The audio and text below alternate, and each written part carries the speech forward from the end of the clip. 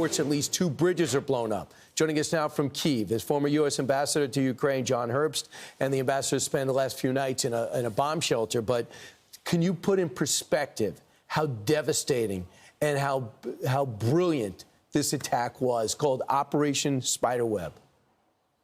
This is a truly extraordinary operation, demonstrating, one, how vulnerable Russia is to measures against Russian aggression in Russia itself, and how adept the Ukrainians are at understanding and exploiting those vulnerabilities. This operation is on par for, you might say, brilliance with the Israeli operation against Hezbollah last year. Truly extraordinary. So the Ukrainian used small FPV drones hidden inside wooden cabins mounted on trucks. When the trucks reached the targets, the roofs opened up by remote control and the drones launched. These are the bombers they're using to blow up these cities in Kyiv, ruthlessly killing civilians. And now they're blown up. This is amazing. It's amazing. It will reduce Ukrainian civilian casualties. We know that many planes were hit. We don't know the extent of the damage. But A, some planes are now out of action. B, the Russians will have to move the planes they have farther away from the front, which means the planes they have will not be used as frequently. And this is also a great strategic benefit for the United States, because those planes that were destroyed, Tu-22s, Tu-95s, are in fact nuclear-capable planes. They're used for Russian nuclear weapons, which are, first and foremost, targeting the United States, or use against the United States. So we are safer from Russian nuclear strikes as a result of Ukraine's action. I hope people realize that our money's being put to great use, and the fight we're doing against Russia helps America and helps the West. This cost $70,000. It did at least $7 billion worth of damage. They are more innovative, more resourceful, more motivated than the Russians, who throw nothing but bodies, and some of which are even North Korean bodies, at this attack. So what does this do to talks today?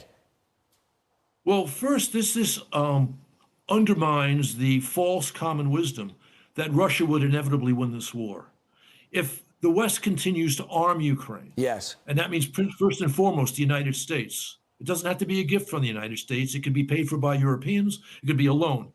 Russia will not win this war. And it's very much in American interest that Russia not win this war, because Russia's designs are against American interests. That's why the recent report put out by the Director for National Intelligence, Tulsi Gabbard, identified Russia as a major adversary of the United States.